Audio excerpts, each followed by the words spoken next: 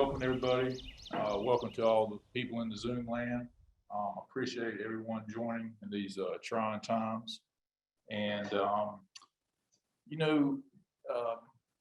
for just introduce, I'm Haliwa-Saponi, and I'm a family medicine physician.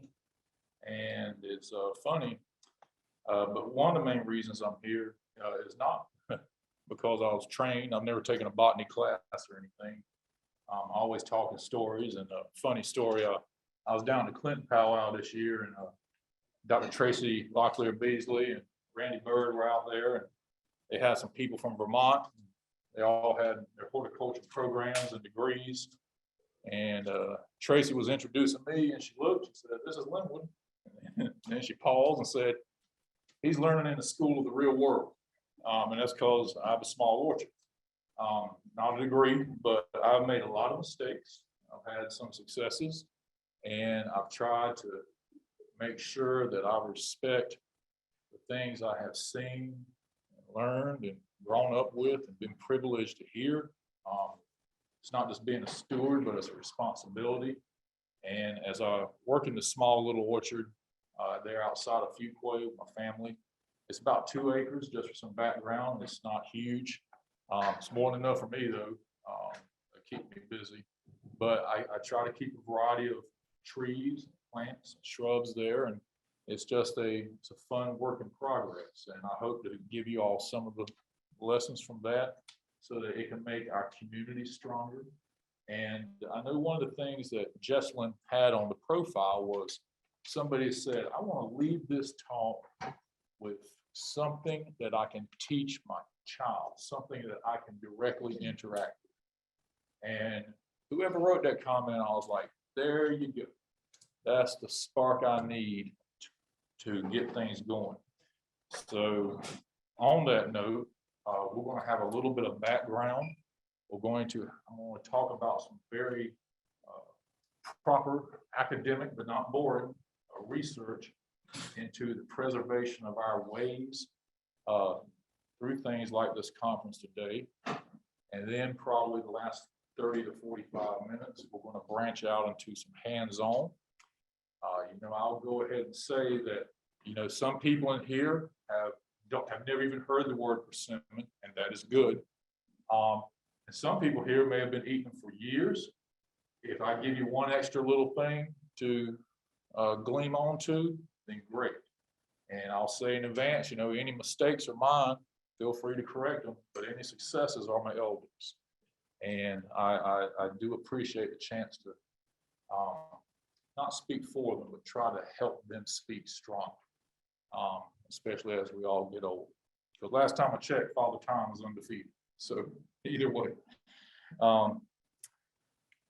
the paper, should mention, and I'm gonna go back and forth because there's a lot in my head here, and I try to condense the notes, just bear with me. I did want to thank again the Botanical Garden. I would encourage, this garden serves the state of North Carolina. That's not just a cliche. I would encourage our tribal groups and our communities from around the state, from Manio to Murphy, to load up that tribal van, that tribal school van, and try to come here. One amazing thing as a plant nerd that I find is that they have plants from, the top of the mountaintop, zone 4 horticulturally, fir trees, all the way to the hot sandy beach and the pine barrens. It is amazing.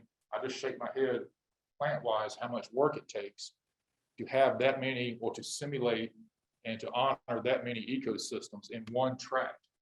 So it is a treat that our children should see. And again, a part of the thing today is, I know from my travels with the North Carolina Native Ethnobotany Project, was that, it always was a little sad to me when we'd be with kids or even adults and they go, who? I'd go, persimmon. And I would think to myself, these are things that we have lost. Not everyone, but these are things that need to be preserved, because persimmons fed our ancestors.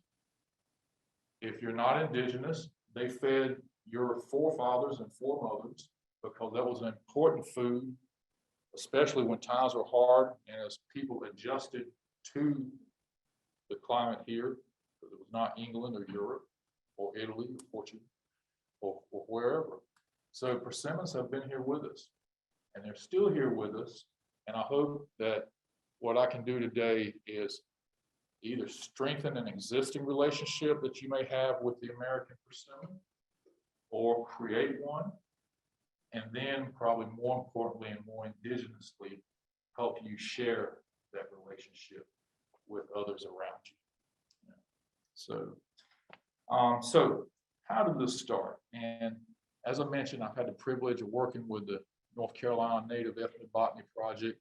And, like a lot of programs, we're kind of, I guess, semi-active now. We've finished a formal gathering, but we work with 3 tribes in eastern North Carolina, and that was not to leave anyone out. But the founders of that project said, there's not a lot of accumulation, gathering of knowledge for these 3 smaller tribes compared to other tribes in the state. And although we can't reach out to everybody, we feel like that maybe we can reach out to these groups. And that's what we did. We kind of hit the road, and we, open eyes, open ears, open hearts, and we went from there. And that has led to some good partnerships. And thankfully, one of the main academic forces behind us is ironically from a total another plant zone. Her name is Dr. Nancy Turner, PhD, and I gotta give her credit. And Nancy, she's very modest, but I was going to tell you, I'm pretty sure Nancy would be top 5 in the world in ethnobotany. I think it's kind of the creator's blessing that even though she's way up in British Columbia, that she found the time to help us with our project here.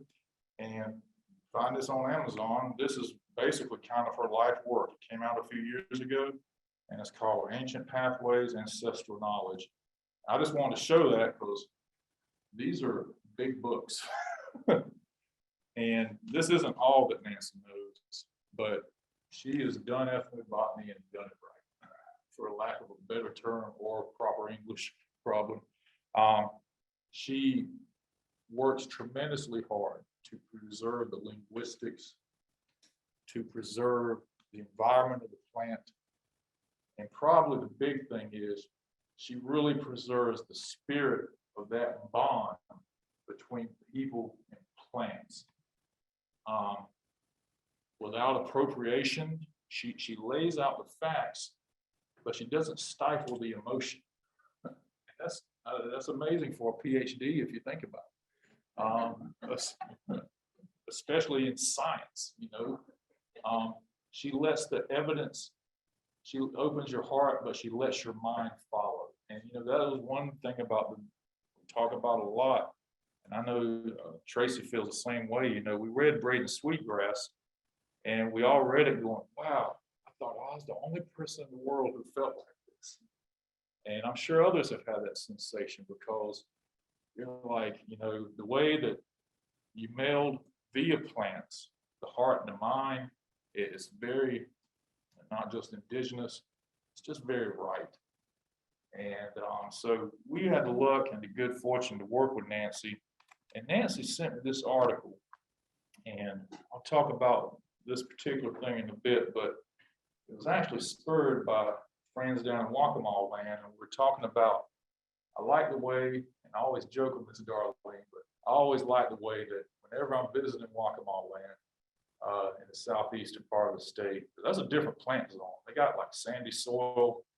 It's not like clay, like Hollister, and it's hotter down there. I mean, they got Venus flytraps, it's Wilmington, and Piedmont tends to be on the fall line, frost and all that, a little chillier. And it's different, but she always makes sure that I get the local terminology right, and that's important. That's because she loves her people.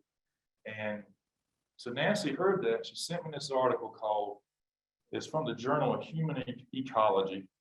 And this is in your handout, if you want to look with me, but it's called Wisdom of the Elders or Loss of Experience as a Mechanism to Explain the Decline in Traditional Ecological Knowledge.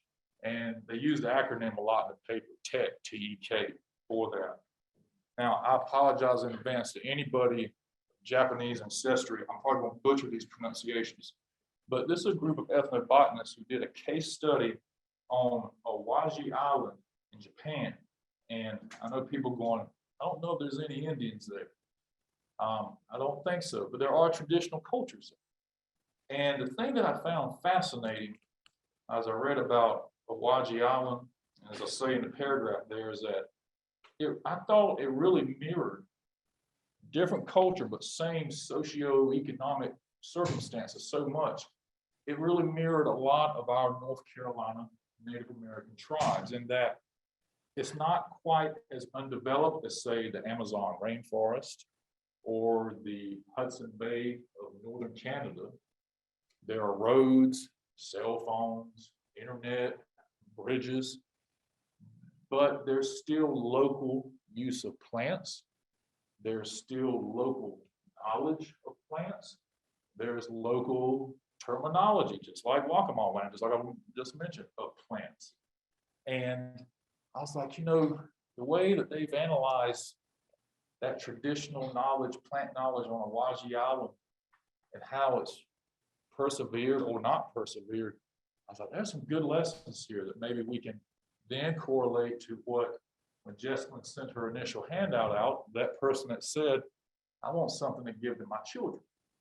So the question then becomes us as, you know, tribal leaders and community leaders and people looking to preserve traditional ecological knowledge is, you know, let's look at this study and say, you know, for lack of a better term, what yields the most bang? What do we need to attack? What is the weak point that we can determine that's causing this decline in knowledge over time that is pretty much, you know, there across the world? And maybe what can we do to rejuvenate? And in turn, what topics does that influence at talks like this or at a community outreach? So basically with their crux question, they said, you know, I should say one other thing. Obviously this is an island. So a good way to picture it, it's about 228 square miles. So for North Carolinians, you should picture this as like a big Outer Banks, like a huge Outer Banks. Maybe not as small and isolated as like Harker's Island, but you know, it's still got ocean around it. And up until 1998, in fact, they mainly had ferries and boats going to and from it daily. They had industry, it had cities. But then in 98, if you're ever on Final Jeopardy, they completed the world's longest suspension bridge, the Akashi Kaiko Bridge. And that linked the island to the island above it and the island below it. So either way, fun tribute there. But they looked at that and said, okay, we've got this decline. And is the decline, is it because there's not enough young people who are interested in traditional ecological knowledge? Or is it because there's young people there, but it takes a long time to kind of grow an elder? So if you look at traditional ecological knowledge as like a good, we'll say old growth forest. Is the decline in our old growth forest because we're not planting enough forest to replenish it? Or is it because we have the young forest, we just need to wait a little bit and give it time to grow into that mold? Because those are two distinct issues, as you can imagine. One's involving working with the youth more and planting more. The other involves, you've got it planted, but then shepherding it and taking care of it until it reaches that older stage. Very distinct attacks there. And I thought they were very good in, at least from our local North Carolina travels. You know, if you'd asked me in probably simpler terms, you know, what do you think the threat is? I'll admit, I probably would have said one of those two. You know, I wouldn't necessarily know which one, but I would have said it's probably one or both of those, but something like that. So what they did was they went through and they said, we have this island, we have traditional ecological knowledge. And shameless self-promotion here, they basically did their own NC Native ethnobotany project there. Just much bigger with a lot more math. Tracy promised me a project with math, so I took her up on it. And, you know, med school math is math without the numbers. So either way, so the researchers went to Awaji Island there, and they started off, they just asked community people, say, who knows a lot about plants? Who's in the They started off with that group. And then they interviewed them for about an hour. And then they went back and they said, hey, thank you for participating. Maybe one or two people, who would you recommend? They kept following that through. And what they did was they did have like an open box. They went to, I guess, local fairs. Evidently, if I understood right from the paper, fire stations are like a community place in Japan. So they went to a lot of fire stations. And, you know, so basically, like we went to powwows or community events, they went to fire stations and local events. And so they would have a little standardization. They picked 6 wild fruits. Now they excluded stuff that you would typically take from a nursery, you know, like mortgage lifter tomatoes, better boy tomatoes or something. And they said, we're going to stick with fruits that are mostly wild. And this is a key point too, I thought, in the study that applied to North Carolina tribes. Many people, especially non-indigenous people, when you hear plants and indigenous uses, there's almost a subconscious tendency to think about the rare and the exotic. You know, let's get some endangered plant species. You know, it's like we're on this search and looking for this plant gold, you know, and that's not really the case here. And just like our native communities in North Carolina, and just like the island in Japan, they just picked 6 common wild fruits. And when I say common, what I mean indigenously is plants are there. We just acknowledge them and we work with them. They're not endangered. You may think they're not there, but to be honest, it's because you haven't looked. They're there. Plants are upholding their end of the bargain. They're just saying, hey, you know, you can join in this dance with us and we can learn together if you just remember what. And the 6 species that they used was rubus. Now, rubus is Latin. I'll translate it as brambles, y'all. It's blackberries and raspberries, okay? And we're talking like, you know, you're driving along the road here in May and June and you see wild blackberries, okay? That's what they're talking about. Again, nothing esoteric here, nothing that, you know, we're not in, you know, some rare seed bank. We're about stuff that we just choose to participate is there. The issue is not the supply of the plant. That's what I'm saying. They did Elaeagnus, which is basically most people know as autumn olives, or also silverberries. Again, very common. Many people know autumn olives are pretty invasive, but either way, they use those. They use Akebia, or Kebia, and Akebia, that's called a chocolate vine. Well, that's invasive. That's been brought over here and it's fairly invasive, but it's called the sweet white fruit, translated, and it's commonly used there on the island. Castanopsis, and that is basically, it's kind of like an acorn. It's a small nut, maybe a little like a chinkapin here, but it's a small nut. Morella rubra, which is the Chinese bayberry. Again, bayberries are fairly common. And Vitus, guess what, y'all? That's wild berries. You know, so there you go. You know, again, they said, okay, who is partaking of these? And then in the interviews, they said, hey, you know the local names. What are some local names? You know, if you were sitting with your buddy, what would you call this plant? They'd be like, we don't call them Vitus, we call them fox grapes or something, you know? And then they would say, do you know the different names for the different phases? So they would actually break it down. And this is one reason to preserve native languages. One thing about native languages, and Nancy has taught us this very well, is that when you live this close with nature or work this close with nature, you often will have names for not just a plant, but different phases of the plant. A good example when braiding sweetgrass is, and you know, it's abused by some young men, is in Dr. Kimmerer's native language, there's a name for the verb of when a mushroom bursts through the ground. Kind of like a plant erection. That's why it's abused among young boys. But either way, the point is that when you lose that linguistics, you lose some of that conversation, literally, figuratively and literally with the plant. So they said, then they asked, who do you learn from? And then along with the recognition of the names, they asked about methods of use, plant habitat. For example, a good example of plant habitat is somebody would say, oh yeah, behind the shrine there, there's a very large bayberry tree. We'll go there such and such a season and harvest from it. And this is something we've heard all the time with the ethnobotany project. They say, oh yeah, jitterbug down the road has got the best walnut tree. Or, you know, scooterbug there has a mulberry tree and he hates it because it's always messing up his car. You know, we heard that all the time. You know, that type of local knowledge of who had what. And that was important. They also even asked about processing fruit. And we'll talk a little bit about persimmons with that. One common thing with many people be like, well, you know, Elaeagnus, you got to be careful. It's not good until it's very red. So they really were assessing this local knowledge.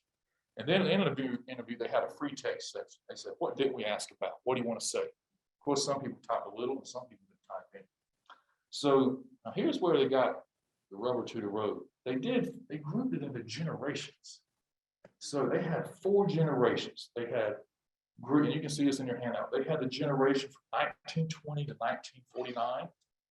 They had 1950 to 69, 1970 to 1989, Generation X, and 1990 to 2009. And the study basically ended there. So, you know, you think about, and again, this is how, one reason I like the way it mirrored our communities, despite being half a world away. Think about the social and cultural events. For example, one thing that was often mentioned was, and I'll get to at one point in a second, was they talked about how often many of the older people said, hey, you know, post World War II, after the bomb, if we didn't eat these, we starved, you know, because everything was rubble. And until there was rebuilding, this was a major part of our subsistence, literally subsistence living. Side note to that, don't you think it's funny that even after the war, these plants are still there for us? Don't that tell you something? You know, after all World War II and all the horrors on both sides, when push came to shove and you got nothing, the locals still had those local plants. That's a lesson there. You know, we've seen this a lesser degree with the supply chain and coke, and we can't get a tanker from China to LA to a truck to Kansas to a distribution center to our doorstep. Imagine that like 1,000-fold with food. Yeah. But these plants, persimmons, they weren't phased, they were still there. And we should acknowledge that. I hope that our children and all of us can leave here acknowledging that when there was nothing, there was something. And it wasn't, you know, strawberries here in January that needed to be shipped from Chile. So here were some of the observations after they assessed the locals' plant knowledge, and then they matched it up to generations, and then they did a linear regression of it, and they plotted it out. You know, they did the math for us. And so as expected, you know, you would expect older people to know more of the plant species. That is, to some degree, life experience. Again, the forest is growing up. It's becoming an old growth. And most people, too, they found within the elders, they said we use them the most in childhood. And here's a learning point, especially I want our community members to take. Many of the elders said, hey, we only used them in childhood. You know, isn't that a shame now? Okay, never mind not starving. But these good fruits, these good trees, these good shrubs, after everything's blown to heck and back, they were there for us, but yet as soon as things get good again, we kind of forget them, you know. And so it probably says a lot about us as much as anything. It certainly shows how good the plants are as opposed to us as humans. But there's a dip there. I want y'all to remember that as a take home. That's a point I want you to remember. Fresh eating, as expected, especially for the older generations that didn't have refrigeration, fresh eating was the most common, as you would expect. You got it, you ate it while it was ripe, you used it. A select few did pick up plant uses in adulthood. All of you all today, you know, maybe you're gonna pick up something. If not for me, one of the other wonderful presentations. But there was some adult learning, but not as much. For the 1920 to 39 generation, 49, The average number of plants used in childhood was 6, but for the most recent, it was only 1 to 2. So you get into that 2009 group, yeah, it's going down. And they then asked, probably one of the big things was, you know, they analyzed the acquiring of the knowledge. And this is one thing that, do I have a pen, Justin? Right about that. And this is probably one of the biggest points that, let's see, I think a bigger Sharpie.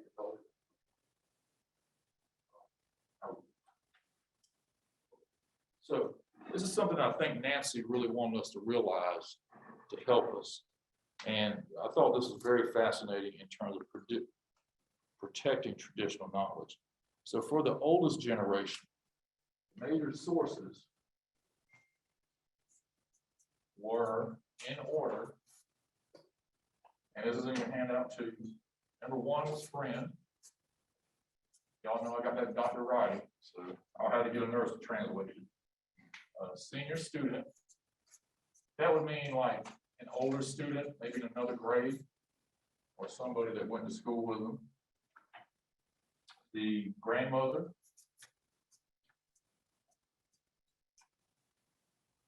mother, father, grandfather.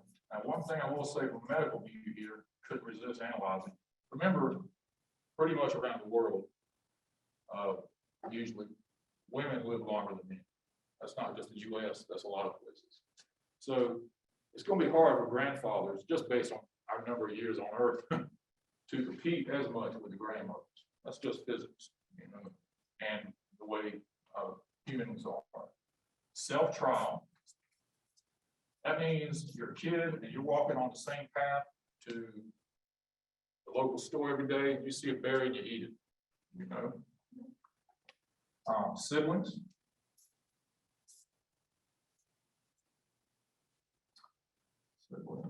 Neighbor, traveling salesperson. Now that sounds weird, but you got to remember the generation. Y'all heard that old phrase, I'll show my age.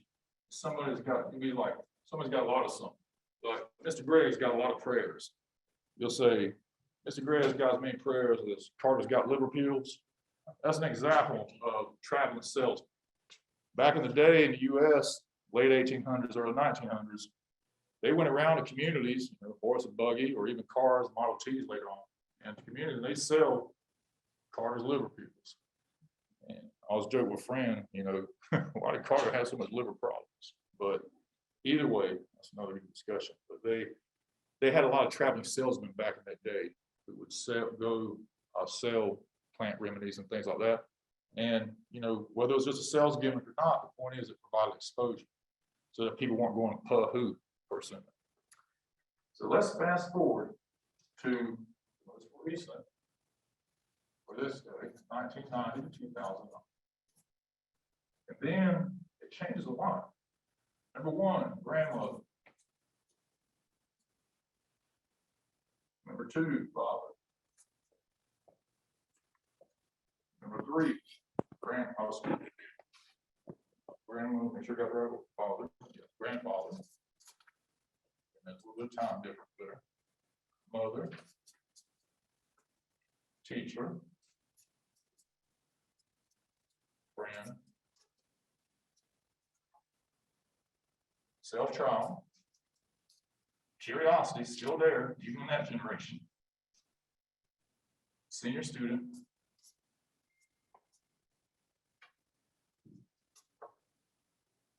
Neighbor, and then also, guess what emerged? Not a problem. TV, books. Now, one thing that I think this points to the validity of the study in terms of analyzing not just Japanese culture, but human beings is, you notice self-trial is about the same place. It didn't move a lot. And again, humans being humans, a certain number of humans, and kids especially, are just very curious. And that's probably not going to change through the generations. Notice that didn't change a lot.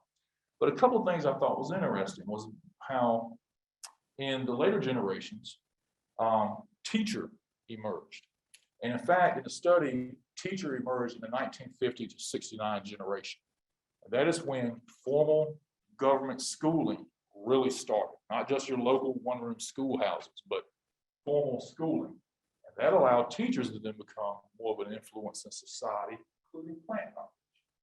So and it was very fascinating. They first showed up teacher in 1950 to 69, and then it started climbing up to its most recent position of 5th.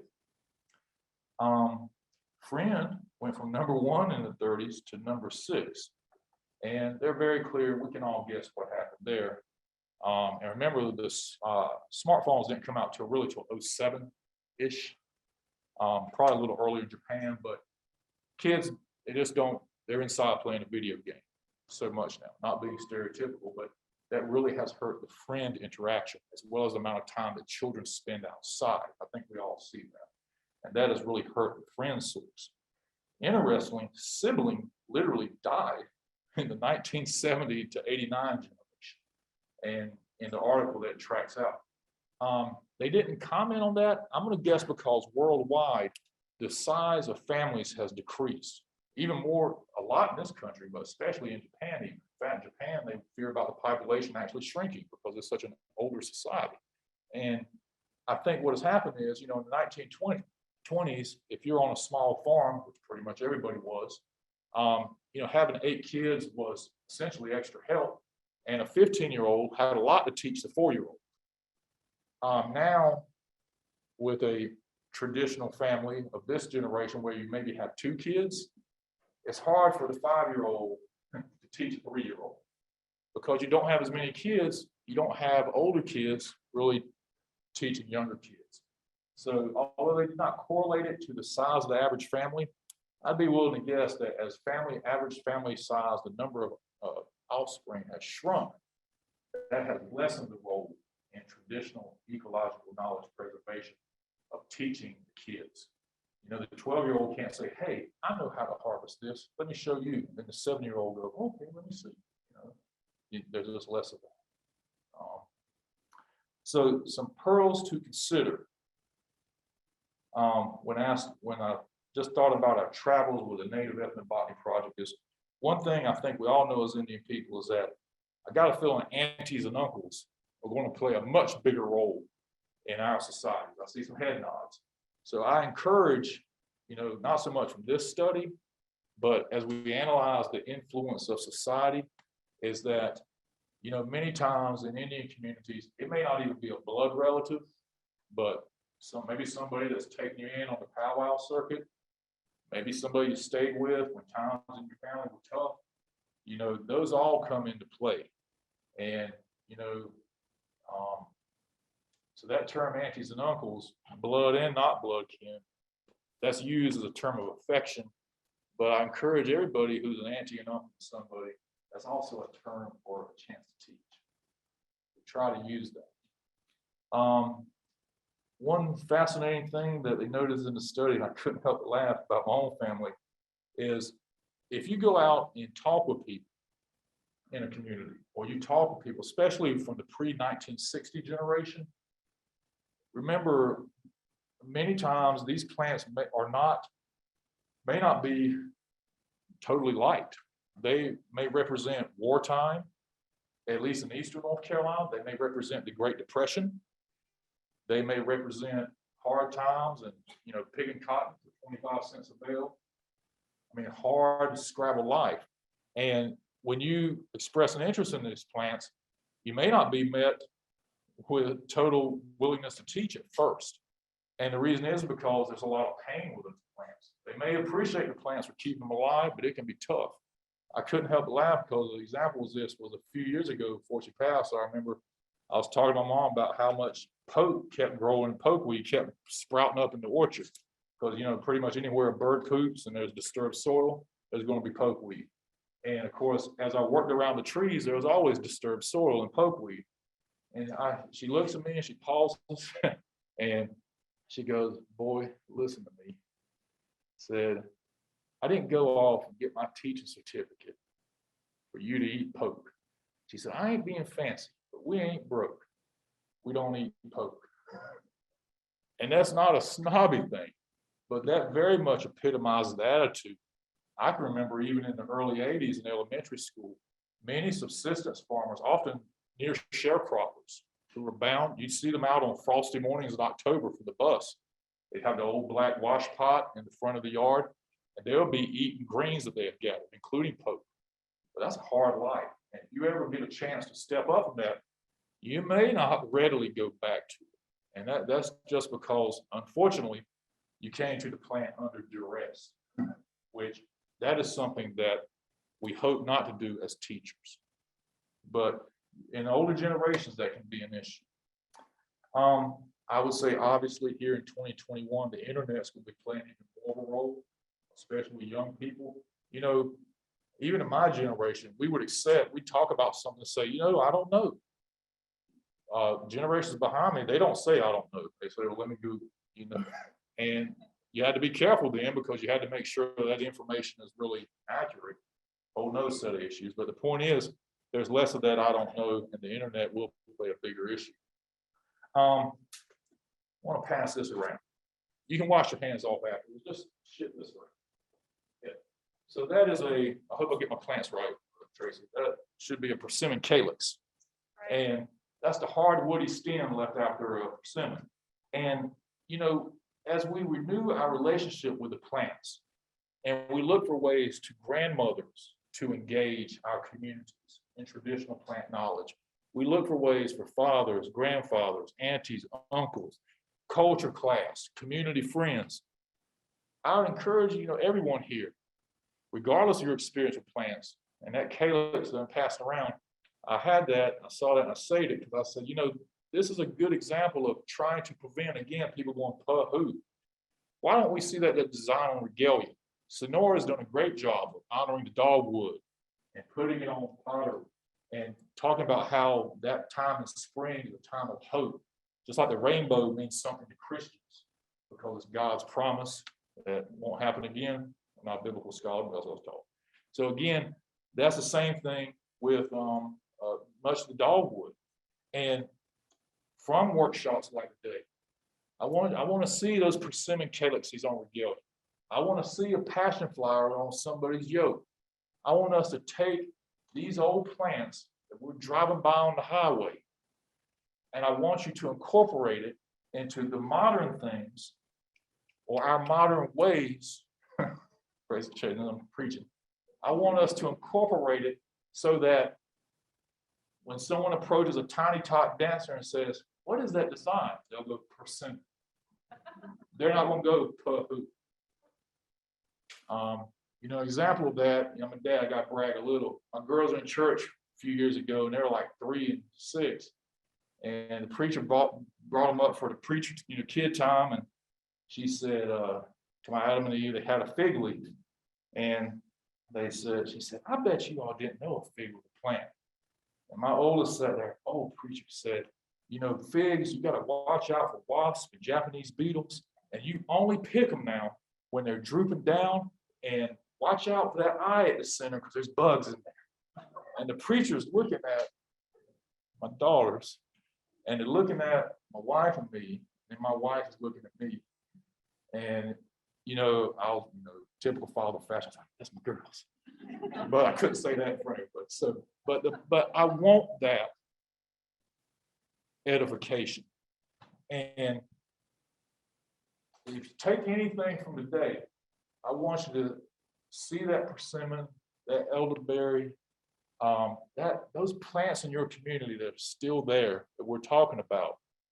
And don't be afraid. I want to give you the confidence, even with a squishy persimmon, as we're going to talk, to get out there, ignore the naysayers, and keep on pressing. All right. Now, that's not a formal pottery order, Sonora, okay? She'll send me a bill later and say, I made your pot. Yeah, either way. But we need to incorporate these things like that persimmon calyx, because those things are us very much so. And we shouldn't forget that. We want to like I said, we want to reclaim the youth. We want to nurture their plant wisdom, because as Nancy's study that she shared with us has shown, the big purpose, the big conclusion from that Awaji study was, hey, The problem is we're not planting enough trees. Our old growth forest isn't even being planted or started, and our traditional ecological knowledge is diminishing because we need to put more seedlings in the ground. And young people, there's things that young people like. They like dancing. I see it as a singer. They love the drum. It's very visible out there. Show it. Everyone gets excited.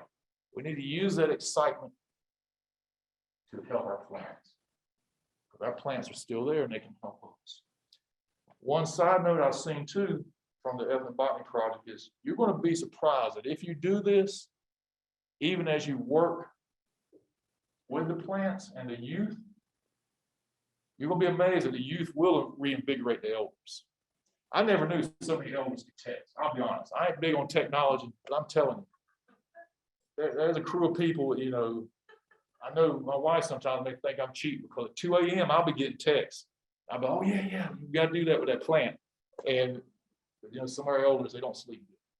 But either way, it's just funny because the youth, even though I'm not young, the youth will reinvigorate the elders. But we got to work on planting more of those trees, those young people, that Persimmon Calyx, those things. You got to get out there and wrestle with it because, you know, one example that I thought was really poignant, again, from another half the world over, I work with a nurse from Moldova. And I'll admit, like most Americans, I'm gonna be honest, I lose track of all the countries in Eastern Europe. It's just a lot going on. We should all be thankful that we have less of it. And, you know, I said, you know, she's probably in her mid-30s, but she was there when the Russians came in or near it. And I was like, well, what was it like? She said, well, I'll tell you, I remember as a 5-year-old, she said the first thing the Russians did was they took the guns. Understandable. You don't want people fighting back. She said, but the other thing is, the first thing they did was they went to the elementary school, not the junior high, not the high school. They went to the elementary school, especially kindergarten. She said, me. And they said, no more Moldovan speaking. You got to speak Russian. Now, as Indian people, we know how that goes. We've already been through it. But that's because, again, the key to that old forest is when there's seedlings. That's what Awaji told us, and that's what we're hearing. We saw that with many reservation tribes, Indian boarding schools, okay, taking people. But again, it was the youth. As the communists would say, you claim the youth first. Linwood said that, you know, Marx or somebody. And I want to use that to our advantage to preserve our plants. Does that make sense, Sean? All right. So, to help reclaim the youth some, and was I right, Jessalyn, we're at the halfway point? Is that right? Okay. So what I want to do is we're going to delve a little bit into persimmons, because it's not often you get a mathematically analyzed study that's grouped by generation and such an extensive exploration of their local plant knowledge. You know, I could be wrong, Tracy, but wouldn't you say that's a good study? Yeah, Tracy's a scientist. She's always keeping me in line. She's like, Lord knows, Watson, you and your MD stuff, you're all about applying it. I need some data, and she keeps me honest. So that's good.